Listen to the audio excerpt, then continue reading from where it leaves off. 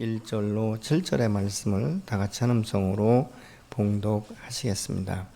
하나님이 야곱에게 이르시되 일어나 베델로 올라가서 거기 거주하며 내가 내 형 에서의 낯을 피하여 도망하던 때에 내게 나타났던 하나님께 거기서 제단을 쌓으라 하신지라. 야곱이 이에 자기 집안 사람과 자기와 함께한 모든 자에게 이르되 너희 중에 있는 이방 신상들을 버리고 자신을 정결하게 하고 너희들의 의복을 바꾸어 입으라. 우리가 일어나 베델로 올라가자. 내 환난 날에 내게 응답하시며 내가 가는 길에서 나와 함께 하신 하나님께 내가 거기서 제단을 쌓으려 하노라 하매 그들이 자기 손에 있는 모든 이방 신상들과 자기 귀에 있는 귀고리들을 야곱에게 주는지라. 야곱이 그것들을 세겜 근처 상수리 나무 아래에 묻고 그들이 떠났으나 하나님이 그 사면 고을들로 크게 두려워하게 하였으므로 야곱의 아들들을 추격하는 자가 없었더라. 야곱과 그에 함께한 모든 사람이 가나안 땅 루스 곧 베델에 이르고 그가 거기서 제단을 쌓고 그곳을 엘베델이라 불렀으니 이는 그의 형의 낯을 피할 때에 하나님이 거기서 그에게 나타나셨음이니라. 아멘. 사람은 누구나 이 변화를 추구하면서 살아가는 이 모습들을 봅니다. 그런데 그 변화된 삶을 어떻게 사느냐에 따라서 그의 인격과 그의 삶을 드러나게 되는 것들을 우리가 보게 됩니다. 근데 이 변화라는 것은 외적인 변화와 내적인 변화로 나눌 수가 있는데 이 외적인 변화는 주로 눈에 보이는 것들이죠. 그래서 사람의 마음에 어떤 그 계획이나 새로운 이 삶을 내가 살기로 결단할 때 대부분 보면 이제 이 헤어컷을 하거나 이제 머리 스타일을 바꾸게 되지 않습니까? 또 뿐만 아니라 어떤 경우에는 이제 옷을 바꿔 입기도 하는데 사실 옷이라는 것은 이 색깔과 함께 또 어떤 디자인의 옷을 입느냐에 따라서 그 사람의 모습들이 드러나는 것을 보죠. 또 뿐만 아니라 이것조차도 잘 안 되면 이제 어떤 뭐 성형이라든가 다른 어떤 수술 이런 방법을 통해서 자기의 외모를 바꾸려고 하고 있지만 사실 외적인 것들은 다 그 이 문화나 이 시대, 이 세월에 따라서 변화되는 것들이기 때문에 일시적인 것들이 대부분 많이 있습니다. 그러나 진정한 변화는 내면의 변화인 것이죠. 내적인 변화. 이것은 세상 사람들의 마음으로 뭐 다시 가다 잡는다. 이것보다도 더 중요한 것은 예수 안에서 하나님의 도우심 가운데 성령을 따라서 우리가 살아가는 이 변화. 그래서 자기의 이 변화된 신분, 가치관, 이 정체성 이런 것들에 의해서 우리의 삶이 전혀 다른 삶으로 바뀌게 되는 것이고 우리 인생의 목적지가 달라지고 그 목표를 향해서 한 걸음 한 걸음 나가게 되는 것을 우리가 보지요. 실질적으로 우리 예수 믿고 구원받았다고 해서 모든 사람이 다 변화되느냐? 그렇지 않은 경우가 많이 있는 것들을 우리 주변에서 볼 수 있지 않습니까?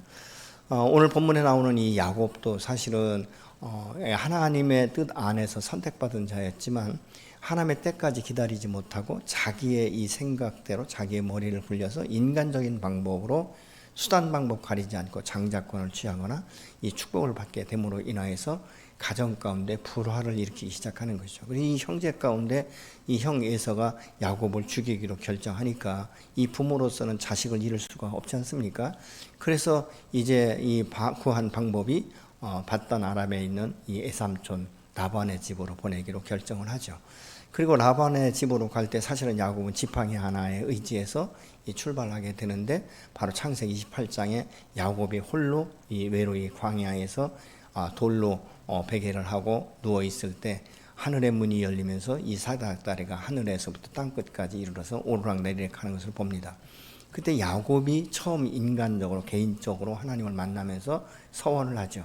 하나님 당신께서 정말 살아계시고 전능하셔서 나를 인도하시고 나를 이곳 가운데 축복하셔서 보내시면 내가 이곳에 제단을 쌓고 하나님 앞에 예배를 드릴 것이고 하나님께서 내게 축복하셨던 이 많은 물질 중에서 10의 1을 하나님 앞에 드리겠습니다. 이렇게 이 결정하는 것을 우리 창세기 28장을 통해서 보면 할 수 있습니다.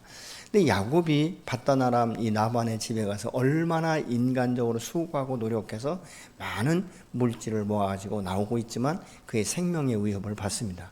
그래서 예삼촌으로부터 생명의 위협을 받고 또 그 문제가 해결되니까 이제 형 에서를 만나야 되는데 이 형 에서를 만나러 가는데 한 400명을 거느리고 온다는 이 말을 듣고 야곱이 굉장히 두려워서 모든 것들을 다 분리해서 보내지만 실질적으로 자기는 이 죽을 수가 없기 때문에 약복강 나루에 혼자 있을 때 하나님께서 그에게 임해서 밤이 맞도록 씨름을 하는데, 야곱이 씨름을 얼마나 열정적으로 하고 있는지 자기의 생명을 내놓고 씨름하다시피 합니다. 그래서 그때도 여전히 하나님 앞에 구하는 것은 복이죠. 당신이 내게 복을 주지 않으면 내가 놓지 않겠습니다. 이렇게 결사적으로 이 싸움을 하면서 이제 이 관절뼈가 이제 쳐서 부러지는, 이 환도가 부러지는 이런 역사를 경험하지 않습니까? 그러면서 거기서 하나님을 만나서 야곱이 이렇게 고백하죠. 내가 하나님의 얼굴을 보았다. 그래서 그 지명을 브니엘이다 이렇게 부릅니다. 그렇다면 하나님의 얼굴을 보았고 하나님을 만나서 야곱이 이스라엘로 바뀌는, 이름까지 바뀌는 이런 역사가 경험되어졌다면 사실 바뀌어야 되죠. 근데 이 세겜에 이르다 보니까 야곱이 베델로 올라가지 않는 거죠. 하나님과 약속했던, 서원했던 그곳까지 올라가지 않고 이 세겜에 머물면서 안주하는 것을 우리가 볼 수 있습니다. 여러분, 우리 신앙생활이라는 것은 그렇기 때문에 어느 곳에든지 약속된 그곳, 예배자로서의 이 삶의 자세를 잃어버리면 우리는 그곳이 바로 세겜이 될 수도 있고, 지난주에 함께 나눴던 아브라함이 멈춰섰던 하란이 될 수도 있다는 것입니다. 결국은 무엇이냐? 그곳에 이 야곱이 머물게 됐던 원인은 아마 여러 가지가 있을 거예요. 왜냐하면 이 밧단아람 이 라반의 집에 가서 결혼하기 위해서 14년을 수일같이 봉사했는데 사실 노력한 대가가 없지 않습니까? 얻었다면 이제 자기의 사랑하는 아내 라헬을 얻기 위해서 14년을 수일같이 살았고, 자기의 자선을 모으기 위해서 한 6년여간은 정신없이 사실 노력했죠. 오늘날도 아마 야곱처럼 그렇게 열심히 열정적으로 살면 못 살 사람 거의 없을 거예요. 그러니까 그렇게 살다 보니까 이 육체적으로 피곤하고 많은 재물을 모았지만 너무 힘든 거예요. 그래서 어쩌면 그가 이 세겜에 머물게 된 것은 잠시 내가 쉬었다가 이제 이 베델로 올라가겠다 이런 생각으로 처음에 쉬었을지는 모릅니다. 근데 시간이 잠깐이 아니었다는 것이죠. 오랜 기간 그곳에 머물렀다라고 말합니다. 어떤 분들은 한 10년 정도 머물렀다 이렇게 말하고 있는데, 그의 이름이 바뀌었고 하나님의 얼굴을 보았음에도 불구하고 10여 년 동안 베델로 올라가지 않습니다. 근데 이 세겜에서 베델까지는 한 80리 정도 된다고 해요. 그리고 그 아버지 이삭이 있던 것까지 한 100리길 정도밖에 안 되는데, 이 세겜에 와서 베델로도 올라가지 않고 아버지 집에 올라가지도 않는 이 모습을 우리가 봅니다. 왜 그랬을까? 너무 피곤해서, 너무 지쳐서. 그래서 오늘날도 우리가 신앙생활을 하면서 이 열정이 식어지는 이 원인이 여러 가지가 있겠지만 한두 가지로 생각한다면, 너무 인생이 힘들다 보니까, 고통과 역경이 반복되다 보니까 나는 이제 더 이상 아무것도 할 수 없다. 이제는 하나님이 뭐라고 말씀하셔도 나는 이 힘이 없어서 더 이상 하나님 앞에 어떻게 이 사명을 감당할 수 없다 해서 주저앉는 사람이 있는가 하면, 어떤 분들은 문제들이 해결되다 보니까 마음에 평안이 있는 것이고 안정감이 오고 굳이 하나님을 찾지 않아도 먹고 살만하고, 그러다 보니까 이 예배의 삶에서 점진적으로 식어지기 시작한다는 것이죠. 다시 말하면 하나님과의 관계 가운데 사랑이 점차적으로 식어지다 보니까 그냥 이렇게 사는 것도 편안하고 굳이 하나님 찾지 않아도 특별한 문제가 일어나지 않으니까 안정감을 갖게 된다는 것이죠. 결국은 무엇입니까? 하나님과의 관계 가운데 첫사랑을 잃어버리게 되고, 그래서 예배자로서의 이 자세가 흐트러지기 시작하는 것이죠. 저는 이 코로나로 인해서 우리가 어느 곳에서 예배 드리냐 이것이 중요한 것이 아니라, 내가 집에서 예배를 드리든 예배당에서 예배를 드리든 정말 내 영이 깨어서 하나님 앞에 갈급한 마음이 있는가, 또 문제가 생겼을 때 야곱이 약복강에서 그렇게 밤이 맞도록 정말 혈투하듯이 그런 열정적인 이런 기도가 우리 안에 있는가, 이런 것들을 우리가 생각해 볼 수 있는 것이죠. 집에서 편안하게 그냥 예배를 드리다 보아서 내가 이 예배에 대한 중요성, 또 하나님을 만나는 주의 임재에 대한 이런 기대감, 신령과 진정으로 예배드리는 이것들이 자꾸 느슨해진다면 사실 우리는 집에서 나오는 역사가 일어나야 될 줄로 믿습니다. 그렇지 않다면 어느 곳에서 예배 드리면 어떻겠습니까? 세겜에서 예배를 드리면 어떻고 베델에서 예배를 드리면 어떻겠습니까? 그러나 지금 하나님께서는 야곱에게 본문 1절에 보면 이 세겜이 아니라 베델로 일어나서 올라가라 이렇게 말씀하고 있다는 것은 차원이 달랐다는 것이죠. 그럼 차원이 어떻게 다른가? 여호와께서 말씀하실 때 이 야곱이 일어날 때 보면 우상을 제거하라 이렇게 말하는 것을 보면 세겜 땅에서 예배를 드릴 때는 우상이 그들의 마음 가운데 있는 상태에서 예배를 드렸다는 것을 우리가 볼 수 있게 되는 것이죠. 자, 그렇다면 하나님께서 베델로 올라가라고 말씀하신 그 베델은 어떤 것들이 다른가? 그것은 무엇이냐면 이 야곱이 하나님을 처음 만난 장소가 베델이고 서원한 것이 그것이고 예배를 처음 드린 것이 베델이에요. 그래서 이 베델에 올라갈 때 야곱이 한 것이 무엇이냐면 너희가 가지고 있는 이 우상을 제거하라 이렇게 말하고 있지 않습니까? 야곱은 잊었지만 하나님은 야곱이 자기 앞에 서원한 것을 다 이루어 주셨어요. 그래서 재산도 모으게 하고 이 결혼을 해서 사실 자식들도 하나님께서 풍성히 주셨고 재물도 충분하게 주셨고 그의 육신을 보존하셔서 이렇게 올려보냈다는 사실을 우리가 본문을 통해서도 알 수 있지 않겠습니까? 그 수많은 고난과 역경 가운데서도 함께 하셨던 그 주님, 그 주님께서 야곱이 세겜에 머물러 있다가 자기의 이 딸 디나가 이 세겜 사람으로부터 강간을 당하면서 5톤 이 수치를 당했는데도 야곱이 이 문제를 직접 해결하려고 하지 않아요. 야곱의 특징이라면 열정이라고 우리가 볼 수 있죠. 뭐 장자권을 얻기 위해서 수단 방법 가리지 않았고 외삼촌의 집에 갔을 때도 자기의 사랑하는 아내를 얻기 위해서 정말 불철주야 그렇게 노력을 했고 하나도 힘들게 생각하지 않았다는 것이죠. 이 14년을 수일같이 여겼다 이렇게 말하고 있지 않습니까? 자기의 재산을 모을 때는요 정말 밤에 잠자지 않고 이 신풍나무 껍질을 벗겨가지고 실한 양들이 관계할 때는 그 안에 갖다 꽂아놓고 이런 아주 밤낮 없이 열정적으로 살았는데 이 세겜 땅에서 딸 디나가 강간 당했을 때는 문제를 해결할 능력이 없는 거예요. 어떻게 해야 될지 모르는 거예요. 사실 이렇게 수치를 당했으면 바로 나서서 이 문제를 해결하고 하나님 앞에 나가서 기도하면서 지혜를 구했었는데 야곱이 그렇게 했다는 말씀이 성경에는 없습니다. 그러다 보니까 이제 이 자녀들이 아들들이 생각하다 볼 때 이 자기의 이 자매가 이 세겜 사람으로부터 강간당했다는 건 있을 수 없는 일이다. 그래서 이 거짓 이 약속을 하면서 그들에게 할례를 받게 하고 가장 고통스럽고 움직이기 어려운, 왜냐하면 자기들이 경험하고 있기 때문에 알지 않습니까? 그래서 이 할례를 받게 하고 그 3일 만에 완전하게 그 세겜의 남자들을 다 쳐 죽이니까 이 야곱이 그거에 대해서 왈가왈부하는 것보다는 원망하고 탓하는 모습을 보지 않습니까? 너희들이 무슨 마음으로 그 짓거리를 했냐? 이젠 우리는 이 숫자가 적기 때문에 주변 사람들이 연합해서 우리를 공격하면 우리는 여기서 죽을 수밖에 없다. 이런 이 고백을 하면서 이 자녀들을 탓하는 모습을 보죠. 그때 자식들이 이렇게 말합니다. 아버지, 그러면 당신의 딸이 장녀처럼 그렇게 수치를 당하고 모욕을 당했는데 어떻게 잠잠히 있을 수 있겠습니까? 내 동생이 장녀입니까? 이렇게 질문하니까 또 그것도 대답을 하지 못하는 모습을 우리가 보게 되는 것이죠.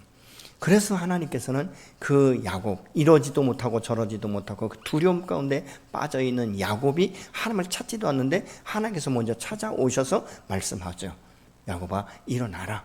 그리고 너는 베델로 올라가서 단을 쌓아라. 이렇게 말씀하고 있죠. 여호와께서 이 야곱을 베델로 올라가라. 이것은 무엇을 기억하게 하십니까? 내가 나에게 첫 번째 서약했던 그 장소, 내가 처음 예배를 드렸던 그 장소, 이 첫사랑을 너가 회복해야 된다라고 지금 말씀하고 있는 것입니다. 이 야곱은 이 현실 속에서 부딪힌 갈등과 고민과 두려움에 빠져서 절망하고 있었어요. 하나님을 찾고 열정적으로 나가서 기도하고 지혜를 구하지도 않았다는 것이죠. 아무것도 한 것이 없어요. 근데 여호와 하나님께서 기억하고 오셔서 그의 마음을 깨우는 것을 우리가 봅니다. 그때 이 현실에 빠져있던 이 야곱이 하나님의 음성을 들으면서 갑자기 자기 마음 가운데 뭔가가 부딪히는 게 있었다는 것이죠.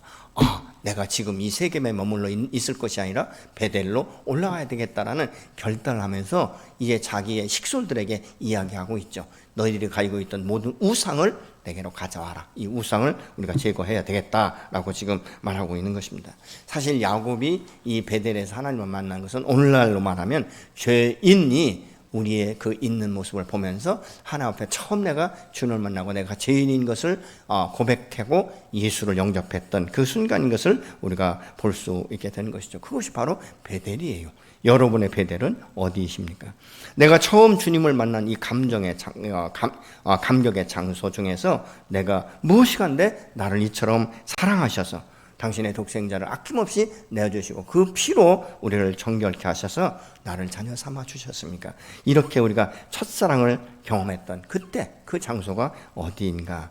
때로 우리는 이 현실에 묻혀 이 세겜에 머물면서 베델을 기억하지 못한 채 그것이 삶이요 인생이요 어떤 분들은 운명이다 이렇게 생각할 수도 있습니다.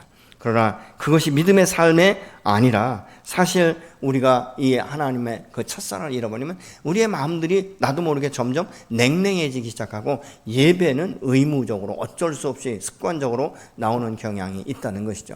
사실 예배라는 것은 나올 때 기쁨이 있어야 돼요. 하나님을 향한 그 기대감이 있어야 되는 것이죠. 오늘도 주께서 내게 말씀하시고 내게 임하셔서 성령을 통해서 내가 흐트러진 마음들을 다시 모으게 하시고 무릎을 꿇게 하시고 하나님의 음성을 들으며 하나님의 뜻을 구할 수 있는 이런 시간들을 하나님께서 저와 여러분에게 허락하시는 줄로 믿습니다. 이 야곱의 베델은 특별한 장소예요. 헌신의 장소가 되지 않습니까? 하나님이 자신의 기도에 응답하시면 하나님의 하나님 되심을 인정하고 10의 1조를 드리면서 헌신하고 그곳에 예배 제단을 쌓겠다고 서원한 장소인 것입니다. 야곱이 세겜에 있는 동안은 예배 제단을 쌓고 그가 그 하나님 앞에 서원한 것을 이룬 것이 하나도 없습니다. 세상과 나의 욕심을 따라서 살기 바빴고 하나님을 멀리한 이런 삶을 살았다는 것이죠. 그러면 세상에 붙들리면 첫사랑을 우리가 잃어버리게 되는데 사실 성경은 뭐라고 하니까 내 영혼이 잘돼가지 범사가 잘되고 강건하기로 한다. 내 영혼이 잘되는 것은 하나님과의 관계 가운데 친밀한 관계이고 아버지의 뜻을 알고 그 마음을 알아서 그 뜻 가운데 순종하는 것, 예배자로 서는 것, 이것이 바로 아버지의 뜻 아니겠습니까? 그러면 이것이 어디에서 이 예배의 회복에서부터 온다는 것이죠. 야곱은 야복강 나루에서 죽기 살기로 하나님을 붙들고 씨름한 사람이죠. 세겜에서 10년을 거주한 후에 문제가 생기니까 두려워하고 탄만하던 그에게 이제는 하나님께서 말씀하시니까 우리가 하나님과 늘 이 교제하지 않고 세상 속에 있다 보면 하나님과의 관계가 점점 소홀해질 수 있죠. 근데 그때 야곱이 그 음성을 들으면서 말하는 것이죠. 사실 우리가 하나님과의 관계가 멀어지면 어디서부터인가 첫사랑을 잃어버린 데서부터 오기 시작하는 것이죠. 그래서 계시록 2장 그 4절에 보면 그 뜨거웠던 이 가슴이 언제부턴가 내가 싸늘해지기 시작했는지 그것을 생각해라 라고 말씀합니다. 그리고 어디에서 그것이 떨어졌는지를 내가 보아야 된다라고 계시록 2장 5절은 말씀합니다. 그러므로 어디서 떨어졌는지 생각하고 회개하여 처음 행위를 가지라. 만일 그리하지 아니하고 회개하지 아니하면 내가 내게 가서 내 촛대를 그 자리에서 옮기리라.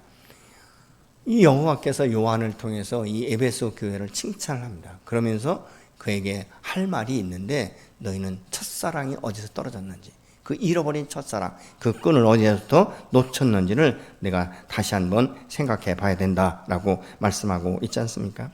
여러분은 첫사랑을 지금도 여전히 잘 누리고 계십니까? 그 뜨거운 마음, 뜨거운 열정을 가지고 주님 앞에 나와서 예배드리고 있습니까? 우리가 머물고 있는 것이 베델이 아닌 세겜이라면 우리는 이 세겜에서 오늘 일어나야 될 줄로 믿습니다. 야곱은 하나님의 음성을 듣고 잠자던 영이 깨어난 거예요. 그래서 식솔들에게 이야기하지 않습니까? 그래서 이 식솔들이 이방의 이 신상들, 이 우상을 새긴 이 기골이나 이 모든 것들을 다 떼 가지고 이제 이 야곱에게 주는 모습을 볼 수 있는데 가장 가까이는 나엘이 이 드라이빔을 자기 아버지 집에서 나올 때 훔쳐갖고 오지 않습니까? 근데 사실 이 드라이빔은 어떤 것이냐면 이 나반의 집에서는 수호신으로 생각했던 거예요. 그러니까 이 나엘이 생각할 때 우리 아버지를 지키고 우리 가정을 지킨 이 수호신과 같은 이 드라이빔을 내가 가지고 가야 우리 남편 야곱과 우리 그 자녀들과 우리 가술들이 안정감을 가질 수 있다라는 이 생각에 이 드라이빔을 가지고 훔쳐가지고 온 것이죠. 근데 이것을 아직도 해결하지 않은 거예요. 그러니까 이때 지금 이 문제도 해결하게 되고 이 다른 이 모든 식솔들이 가지고 있던 귀고리를 다 빼왔다 이렇게 말하고 있지 않습니까? 그러면서 이제 이 섬기던 우상들을 이 상수리 나무 안에 묻고 출발을 합니다. 그렇다면 여기서 생각하는 이 우상이 무엇인가? 이것은 우리가 말이죠. 예수는 믿지만 사실 우리 마음 가운데 이 문화나 이 습관, 어떤 이런 것들이 나도 모르게 내 몸에 배해서 이것들을 예수 안에서 이 십자가를 통과하고서도 여전히 그런 모습, 그런 형태로 우리가 주님 앞에 나가 사는 경우가 있다는 것이죠. 예를 든다면 뭐 세상에 내가 살고 세상에서 사람 대우받고 그래도 좋은 평가를 받으려면 돈이 있어야 된다. 그래서 이 돈에 집착하다 보면 돈이 우상이 될 수도 있는 것이죠.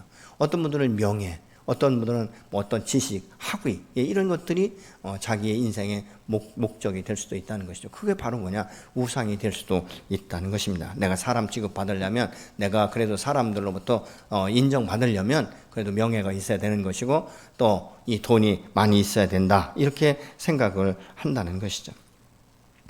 우상은 어떤 드라이빙, 또 문양을 새긴 이 귀고리만이 아니라 신약 성경에서는 말이죠.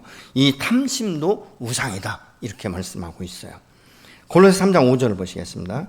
그러므로 땅에 있는 지체를 죽이라. 곧 음란과 부정과 사욕과 악한 정욕과 탐심이니 탐심은 우상 숭배니라. 사람이 욕심이 지나치면 그거에 집착하게 되어 있어요. 모든 신경이 그쪽에 집중되다 보니까 하나님이 아닌 그것에 내가 묶여 있다 그 말이죠. 그래서 하나님과의 관계 가운데도 그걸로 인하여서 방해거리가 될 수 있다는 것이죠. 여러분, 욕심은 그래서 잉태하면 죄가 되고 죄가 장성하면 사망에 이른다 이렇게 말씀하고 있지 않습니까? 요한 1서에 보면요, 하나님과의 교제를 하며 사는 것이 얼마나 특권인가를 말하고 있어요. 그것은 하나님의 사랑 안에서 교제이기 때문에 그렇게 말하고 있죠. 그렇지만 이 마지막 장 마지막 절에서는요, 자녀들아 너희 자신을 지켜서 우상에게 멀리하라 이렇게 말씀하고 있어요. 그 왜 그런가? 마태복음 6장 24절에 보니까 한 사람이 두 주인을 섬길 수 없다 이렇게 말하고 있지 않습니까? 사람의 마음은요, 하나님과 이 세상의 것, 하나님과 우상, 하나님과 물질, 하나님과 사람, 하나님과 자녀 똑같이 섬길 수 없다는 것이죠. 어떤 쪽으로인가는 기울어지게 될 수밖에 없다라고 말씀하고 있는 것입니다. 그렇기 때문에 우리 안에 하나님보다 더 사랑하는 것, 하나님보다도 더 우선순위에 둔 이 모든 것들을 제하여 버리라고 지금 말씀하고 있죠. 또 두 번째는 자신을 정결케 하라 이렇게 말씀하고 있지 않습니까? 이것은 어떤 문자적으로 해석하면 우리의 몸을 씻어라 이런 말인데, 이것을 다른 의미로 해석하면 우리의 영혼을 정결케 해야 된다라고 말씀하고 있는 것이죠. 우리의 영이 깨끗하기 위해서는 우리의 영이 다른 것들로 해서 물들거나 더럽혀져서는 안 되는 것이죠. 그래서 이 여호수아는요, 이 요단강을 건널 때 이 백성들에게 너희를 정결케 하라고 여호수아서 3장 5절은 이렇게 말씀합니다. 여호수아가 또 백성에게 이르되 너희는 자신을 성결하게 하라. 여호와께서 내일 너희 가운데 기이한 일들을 행하시리라. 이것은 무슨 이야기냐면 너희의 마음을 정결케 하라. 하나님께서 기적을 내일 베풀게 될 것이다. 그 기적이 무엇이죠? 요단강을 건널 때 이 모맥을 거두는 시기, 정말 요단강이 그 물로 넘실거리는데 이 기적은 이 물이 역류해서 이 요단강을 육지같이 그렇게 마른 땅을 건너는 것처럼 건너는 이 기적을 보기 위해선 너희의 먼저 마음, 너희의 영을 정결케 하라고 여호수아가 말하고 있는 것이죠.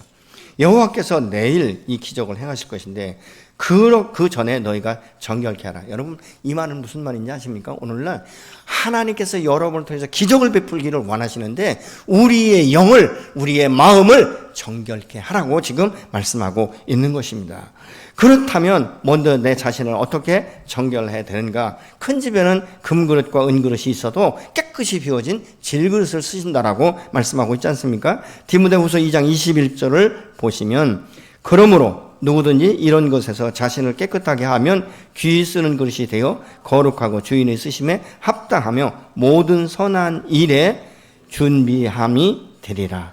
우리가 날마다 죄를 고백하고 정결케 준비되면 하나님의 때가 되어서 하나님께서 나를 귀하게 이 기적을 일으키는 통로로 축복을 전수해주는, 축복을 흘려보내는 통로로 쓰시겠다라고 말씀하고 있는 것이죠.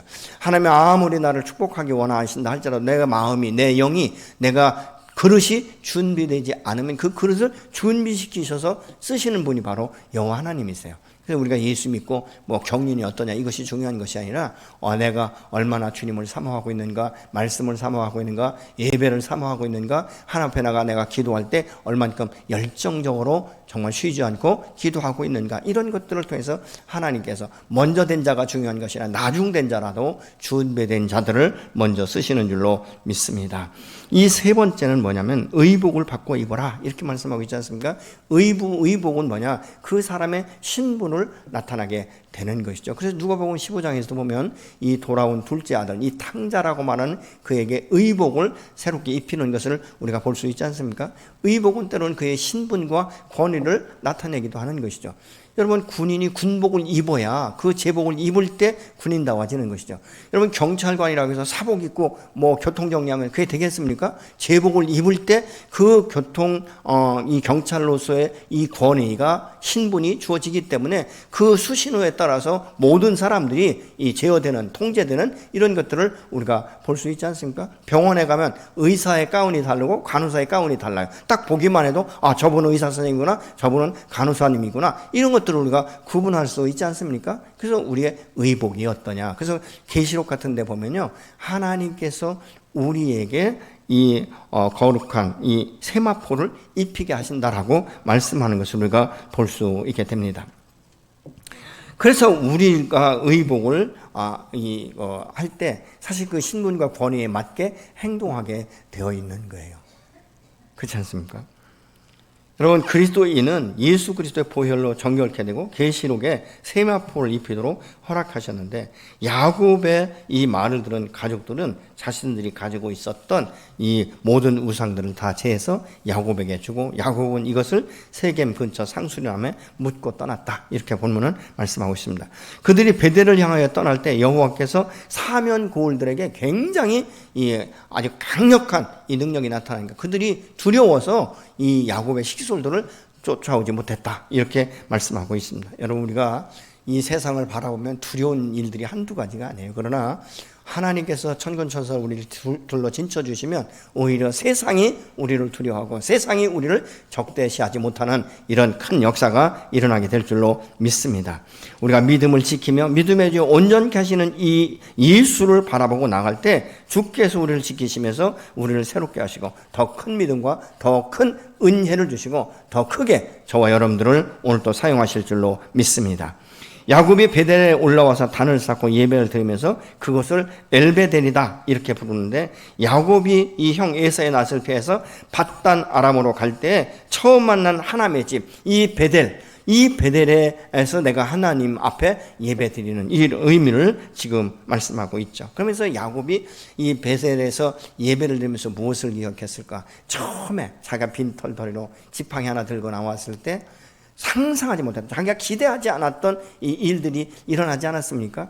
그때 여호와 앞에 자기가 서원을 했고, 지금 돌아보면 자기가 서원한 것을 본인은 잊어버렸지만, 인간적으로 열심히 했지만 그 모든 하나하나 가운데 여호와 하나님의 손길이 미치지 않은 것이 없다는 것을 깨닫기 시작하는 것이죠. 나는 내가 열심히 해서, 내가 잘해서, 내가 독특해서 이렇게 된 줄 알았더니 그것이 아니라 하나님께서 그때마다, 위기 때마다 나를 건지시고 나를 지키시고 나를 보존하시고 나를 축복하셔서 오늘날 이곳 가운데 인도하셨다는 이것을 느끼기 시작하니까 성경에는 없지만 저는 제가 생각할 때 한없이 울었을 것 같아요. 하나님, 나는 당신 앞에 그렇게 서원하고도 전혀 기억하지 못하고 내 멋대로 살고 내 열심으로 잘 된 줄 알았는데 어느 것 하나 내가 내 힘으로 된 것이 없고 모든 것이 하나님의 은혜입니다. 밧단 아람을 떠나서 내가 돌아올 때 정말 당신이 개입하지 않았다면 나는 나반의 손에 의해서 내 전 재산을 다 뺏기고 처자식을 다 잃고 여기를 출발할 때처럼 빈털터리가 되었을 텐데, 당신께서 나반에게 현몽하셔서 나를 보존하시고 언약을 세우게 하시고 자녀들을 내게 보존케 하신 하나님의 은혜입니다. 또 약복강 나루에서 내가 죽음의 이 두려움, 이 위협 가운데 있을 때 이 형 에사가 400명을 거느리고 올라올 때 말할 수 없는 두려움, 말할 수 없는 이 죽음의 계곡과 같은 그때 내가 열정적으로 당신을 붙들고 기도할 때 나는 축복만을 원했지만 당신은 나의 형의 마음을 돌이키시고 나를 보존하셔서 형과의 관계를 풀어주셨는데도 불구하고 저는 그것을 잃어버렸습니다. 그리고 곧바로 베델로 돌아와야 되는데도 불구하고 그 세겜 이곳 가운데서 내가 이 대륙 가운데 안정감을 가지고 있었던 이 모든 것들에 대해서 내가 회개합니다. 돌아보면서 얼마나 많은 통곡을 합니다. 하나님의 손길이 미치지 않은 곳이 없기 때문에 야곱은 계속 감사만 했을 것 같아요. 하나님, 그럼에도 불구하고 나를 이곳까지 인도하신 그 여호와 이레의 하나님, 에베네셀의 하나님, 임마누엘의 하나님, 나는 당신을 찬양할 수밖에 없습니다. 아마 야곱은 그 첫 번째 그 하나님을 만났던 그 기억을 회상하면서 빈손으로 떠났던 나를 이렇게 부욕해 하신 하나님의 은혜, 얼마나 감동되고 감격적인 예배를 드렸을까. 사람의 변화는 그렇게 쉬운 게 아닌 것 같아요. 그 하나님이 선택하시고 하나님 보존하셨던 야곱도 30년간 변화가 없었습니다. 이름이 바뀌고 하나님의 얼굴을 보고 뭐 기적을 보았어도 바뀌지 않았어요. 근데 베델에 돌아오면서부터 야곱이 바뀌기 시작합니다. 근데 여기에 특이점은 뭐냐면 베델에 와서 하나님 앞에 단을 쌓고 예배를 드리면서 야곱이 창세기 28장처럼 복을 주시면 또 뭐 창세기 32장의 야복강에서 내게 복을 주시면 이 말이 없어요. 근데 더 놀라운 것은 뭔지 아십니까? 하나님께서 야곱에게 축복하기 시작하는 거예요. 9절에 보니까 밧단 아람에서 돌아온 야곱에게 하나님이 복을 주시고 이렇게 말씀하고 있어요. 10절에는 무엇입니까? 다시 그의 이름을 이스라엘로 바꾸시면서 야곱아, 너는 더 이상 내 이름을 야곱이라고 말하지 말라. 너는 이스라엘이 될 것이다 라고 다시 한번 그의 이름을 되새기게 하시는, 말씀하시는 것을 우리가 볼 수 있죠. 그러면서 11절에 이렇게 말씀합니다. 나는 전능한 하나님이야. 너는 생육하고 번성하라. 그리고 한 백성과 백성들의 총회가 내게서 나오고 왕들이 내 허리에서 나오리라 하고 그를 축복하세요. 놀랍지 않습니까? 이 축복이 아브라함에게 하셨잖아요. 생육하고 번성하고 땅에 충만할 수 있도록. 하나님은 오늘 또 우리를 변화시키셔서 이런 축복을 이 세상 가운데 누리게 하시는 줄로 믿으시기 바랍니다. 사실 이 코로나라는 것은 누구든지 쉽게 생각할 수 있는 부분은 아닌 것이죠. 이것이 또 전염병이다 이렇게 하다 보니까 굉장히 우리를 위축하게 만들어 놓습니다. 그러나 우리의 마음이 위축되어서 하나님 앞에 예배 드리는 것조차도 위축된다면 그것은 하나님이 기뻐하시는 것이 아니라 사단이 기뻐하고 춤을 출 일 아니겠습니까? 내가 어느 곳에 있든지, 내가 집에서 예배를 드리던 예배당에 나와 예배를 드리던 내 심령이 여호와를 얼만큼 사모하고 있는가, 그리고 내가 주님을 사랑했던 처음 만났던 그 첫사랑 안에 내가 얼마나 지금 열정을 가지고 누리고 사는가, 내 안에 기쁨이 있는가, 내 안에 감동이 있는가, 내 안에 감격이 있는가, 내가 하나님을 더 두려워하는가, 이 세상에 이 코로나를 더 두려워하는가, 우리가 다시 한번 생각해 봐야 되는 것이죠. 여러분, 여호와께서 저와 여러분을 보존하지 않으시면 집에 있다고 코로나 안 걸립니까? 우리 다 직장에 나가잖아요. 다 사회생활 하잖아요. 식당에 가서 식사도 하고 있지 않습니까? 이런 모든 것들이 사실은 하나님 안에서 주의 보호하심과 보존하심에 대해서 우리가 어느 곳에 있든지 우리는 감사해야 될 줄로 믿습니다. 그럼에도 불구하고 역사하시나, 내가 때로는 너무 힘들어서 지쳐서 세겜이라는 곳에 머물 수도 있고, 내가 하나님을 굳이 찾지 않아도 먹고 살만하기 때문에, 평안하기 때문에, 가족이 안정감을 누리기 때문에 내가 하나님을 하나님답게 예배자답게 서지 못한다 할지라도 내가 서 있는 이 세겜에 있는 동안 우리는 베델의 하나님, 첫사랑의 하나님을 우리는 잃어버리기가 쉽다 그 말입니다. 사람의 마음이 나태해지고 게을러지면 굳이 하나님 찾지 않습니다. 제가 목사이지만 때로는 좀 저희가 이제 이 기도방을 만들어서 같이 기도하고 있지만 하루에 몇 시간씩 기도한다는 것이 쉬운 것만은 아니에요. 그래서 저도 어떤 때는 너무 쉬고 싶어요. 뭐 토요일 날이나 뭐 주일 날이나 뭐 다 이렇게 예배 끝나고 나면 지치고 피곤해서 오늘은 좀 쉬었으면 좋겠다 이런 생각이 듭니다. 근데 하루 이틀 빠지다 보면 정말 그 시간 무릎 꿇는 것이 너무 힘든 거예요. 그럼에도 불구하고 다시 한번 일어서는 것. 제가 이 도쿄 올림픽에서 있을 때 TV를 보니까요, 마라톤 선수가 한 선수가 오다가 중간에 누워 있더라고요. 그러니까 포기한 줄 알았어요. 근데 나중에 이렇게 그 설명을 하는 거 보니까 그 사람이 목표는 완주하는 거였어요. 그러니까 땅에 누워서 자기의 호흡을 조절하고 열기가 떨어질 때까지 누워 있다가 어느 정도 됐다 싶으니까 다시 일어나서 이 꼬린 지점까지 들어왔다. 이렇게 뉴스에서 제가 본 적이 있습니다. 무엇입니까? 그의 목적은 완주하는 거예요. 무슨 메달을 따는 것이 목적이 아니라 완주하는 것. 여러분, 우리의 신앙생활은 완주하는 것인 줄로 믿으시기 바랍니다. 내가 지금 머물러 있는 이곳에 있는 동안은 아무런 변화도 가져올 수 없어요. 하나님의 축복과 언약을 새롭게 누릴 수가 없는 것이에요.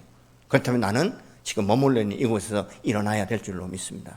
일어난다는 의미는요, 너가 지금 환난과 역경과 고난과 이 두려움 가운데 뛰쳐나와야 된다라고 말씀하고 있는 거예요. 네가 그곳에 있으면 있을수록 너는 둘러싸이고 우겨쌈을 당해서 그곳에서 이제 매장될 수밖에 없는 것이죠. 일어나는 것이죠. 일어나서 어디로요? 하나님을 처음 만났던 이 첫사랑의 장소 베델로 올라가라고 말씀하고 있지 않습니까? 여러분 힘드십니까?